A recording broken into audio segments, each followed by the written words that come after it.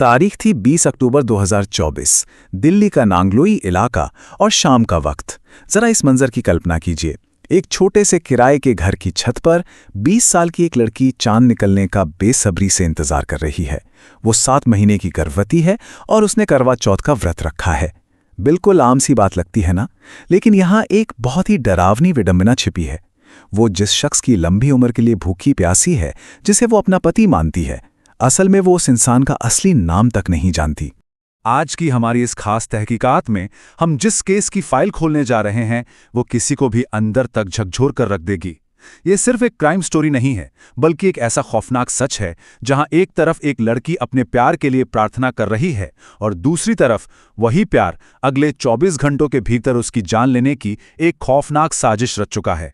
चलिए इस पूरे मामले की गहराइयों में चलते हैं। अब देखिए, किसी भी केस की असली सच्चाई तक पहुंचने के लिए हमें सबसे पहले पीड़ित की जिंदगी के पन्नों को पलटना होता है। तो चलिए सबसे पहले बात करते हैं सोनिया की। सोनिया की कहानी कोई आम कहानी नहीं थी। ये एक जबरदस्त संघर्ष की कहानी थी। परिवार घोर गरीबी में जी रहा था। पिता जानवरों का चारा बेचकर 2 वक्त की रोटी का जुगाड़ करते थे और मां दूसरों के घरों में काम करती थी। लेकिन सोनिया, उसने तय कर लिया था कि वो इस गरीबी के जाल को तोड़ के रहेगी। उसने पाई पाई जोड़कर अपने लिए एक स्मार्टफोन खरीदा। घर के सारे काम निपटाने के बाद वो एक इन्फ्लुएंसर बनने का सपना लिए कनॉट प्लेस तक का सफर तय करती थी, ताकि बेहतर वीडियो शूट कर सके। यहां तक कि खुद के कपड़े डिजाइन करने के लिए उसने सिलाई भी सीख ली थी। वो सच में दिन रात एक कर रही थी। और पता है, उसकी ये बेतहाशा मेहनत रंग भी ला रही थी। इंस्टाग्राम पर उसके करीब 7,000 फॉलोअर्स हो चुके थे। उसके सपने सच होने की कगार पर थे। उसे लगने लगा था कि अब उसकी और उसके परिवार की जिंदगी बदलने वाली है। लेकिन यहीं पर उसकी जिंदगी में एक ऐसा इंसान दाखिल होता है जिसने सब कुछ तबाह कर दिया। हम जिस इंसान की बात कर रहे हैं वो सोनिया की जिंदगी में एक बहुत ही शातिर तरीके से आया। एक ऐसा नकाब पहनकर जिसे पहचानना सोनिया के लिए नामुमकिन हो गया।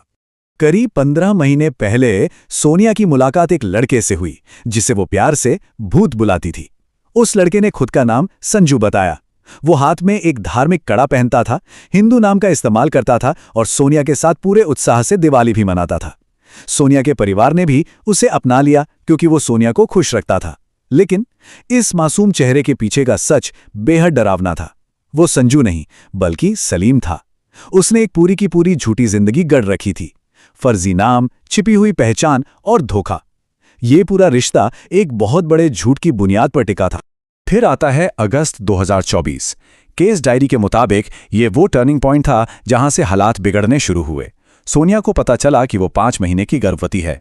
उसने सलीम, यानी उसके लिए संजू, से साफ साफ कह दिया कि वो उसी के साथ अपना घर बसाएगी, भले ही उसके परिवार वाले इस रिश्ते के खिलाफ हों। और यही वो अटल फैसला था जिसने अनजाने में उसकी मौत का फरमान लिख दिया। अब जरा इस घटनाक्रम पर गौर कीजिएगा, क्योंकि 21 अक्टूबर की वो रात एक आम रात नहीं थी। यहां से ये पूरी कहानी किसी खौफनाक थ्रिलर में तब्दील हो जाती है। 21 अक्टूबर की सुबह 5 बजे सोनिया अपना थोड़ा बहुत सामान बांधती है और चुपचाप घर से निकल जाती है, एक नई जिंदगी की उम्मीद में। लेकिन उसी रात जब सोनिया का भाई मनीष उसे फोन करता है तो कॉल रिसीव तो होता है, लेकिन बैकग्राउंड से कुछ ऐसी आवाजें आती हैं जो रूह कपा देने वाली थीं। परिवार घबरा जाता है। इसके ठीक 48 घंटे बाद 23 अक्टूबर को पुलिस संदिग्ध सलीम को एक बिना नंबर प्लेट की बाइक पर धर दबोचती है और सबसे चौंकाने वाली बात, उसकी जेब से सोनिया का आधार कार्ड मिलता है। अब मैं आपको बताता हूं कि उस रात फोन पर मनीष ने क्या सुना था।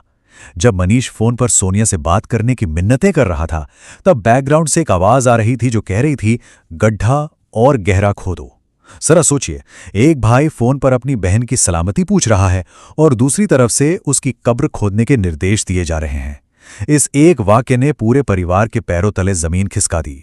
जाहिर है इसके बाद पुलिस एक्शन में आई और जब पुलिस ने अपनी तफ्तीश शुरू की तो जो सच बाहर आया वो किसी बुरे सपने से कम नहीं था। शुरुआत में सलीम ने पुलिस को खूब गुमराह करने की कोशिश की, लेकिन सख्ती के आगे उसका झूठ टिक नहीं पाया। पुलिस की चार्जशीट के मुताबिक 21 अक्टूबर की सुबह सलीम ने एक किराए की कार ली जिसमें उसके 2 दोस्त पंकज और ऋतिक भी थे। उन्होंने सोनिया को पिक किया और रोहतक हाईवे की तरफ निकल गए। रास्ते में शादी को लेकर दोनों के बीच तीखी बहस हुई। इसके बाद मदीना गांव के पास एक सुनसान इलाके में उन तीनों ने मिलकर उस 7 महीने की गर्भवती लड़की को बेरहमी से पीटा और फिर एक मोबाइल चार्जर की केबल से उसका गला घूंटकर उसकी जान ले ली। हत्या के बाद उन्होंने सोनिया और उसके अजन्मे बच्चे को उसी 4 फीट गहरे गड्ढे में दफना दिया जिसका जिक्र फोन कॉल पे हो रहा था। लेकिन इस क्रूरता की हद यहां खत्म नहीं होती। जरा सलीम की मानसिकता देखिए। हत्या करने के तुरंत बाद उसने अपने इंस्टाग्राम पर अपना हैंडल SanjuA17 से बदलकर SSalimA1 कर लिया। मतलब उसने संजू का वो नकाब ऐसे उतार फेंका जैसे कोई पुराना कपड़ा बदल रहा हो। उसे जरा भी पछतावा नहीं था।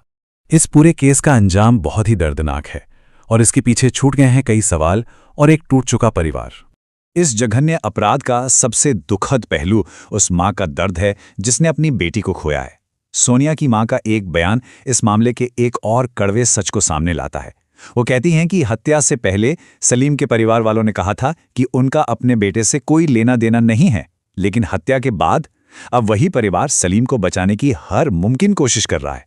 ये जो दोहरा विश्वासघात है ना, ये उस पीड़ित परिवार के लिए किसी भी सजा से ज्यादा तकलीफदेह है। सोनिया के पास तो वक्त नहीं बचा, लेकिन ये पूरी तहकीकात हमें सोचने पर मजबूर जरूर करती है।